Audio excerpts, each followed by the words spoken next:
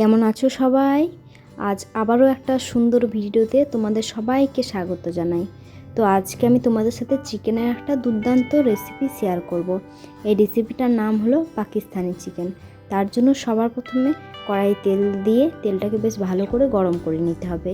এরপর এর মধ্যে শুকনো লঙ্কা, গোটা গরম মশলা ফোড়ন দিতে হবে।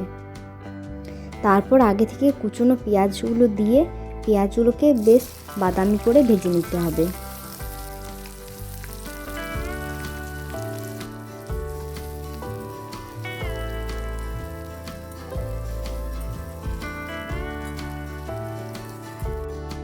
পেঁয়াজগুলো বাদামি হয়ে এলে এর মধ্যে একটু কাশ্মীরি লঙ্কার গুঁড়ো দিয়ে নিতে হবে। এই তেলের মধ্যে যদি লঙ্কা গুঁড়োটা দেওয়া হয় তাহলে কিন্তু কালারটা বেশ সুন্দর আসে।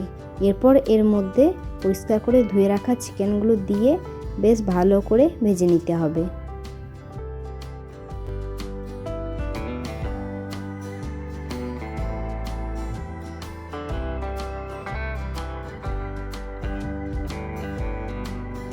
এই চিকেনগুলো ভাজার সময়ই কয়েক টুকরো আলু আমি দিয়ে নিয়েছি। এটা একদমই অপশনাল, তোমরা চাইলে দিতে পারো, না চাইলে নাও দিতে পারো।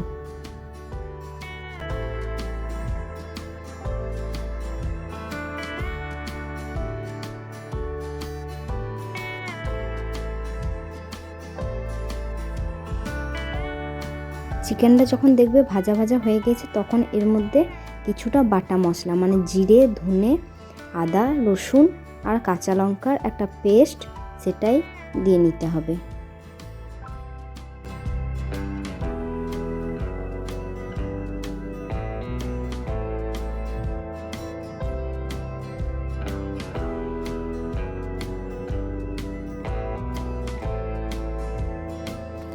অন্য একটা বাটিতে আমি কিছুটা গুঁড়ো মশলা মানে জিরে গুঁড়ো, ধনে গুঁড়ো, হলুদ গুঁড়ো, কাশ্মীরি লঙ্কার গুঁড়ো এগুলো বেশ ভালো করে মিশিয়ে জল দিয়ে ভিজিয়ে রেখেছিলাম। এটাই এর মধ্যে অ্যাড করে বেশ ভালো করে মাংসের সাথে কষিয়ে নিতে হবে।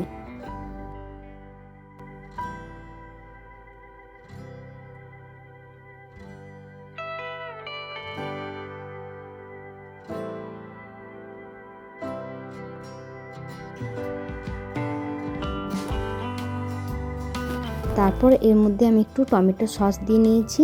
যেহেতু আমার বাড়িতে টমেটো ছিল না তাই টমেটো সসের ব্যবহার করেছি। টমেটো থাকলে তোমরা টমেটোই দেবে।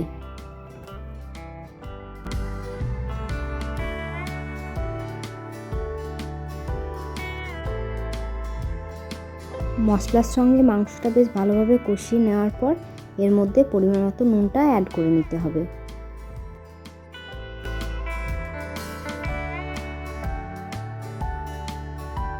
এরপর এর মধ্যে কিছুটা গরম জল অ্যাড করে ওপর থেকে কয়েকটা চেরা কাঁচা লঙ্কা ছড়িয়ে দিয়ে বেশ কিছুক্ষণ ফুটিয়ে নিলেই রেডি আমাদের পাকিস্তানি চিকেন।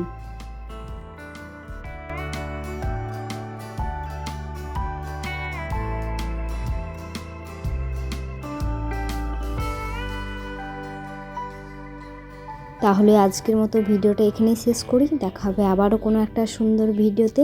ততক্ষণের জন্য সবাই ভালো থেকো, সুস্থ থেকো। তো আজকের মতো টাটা।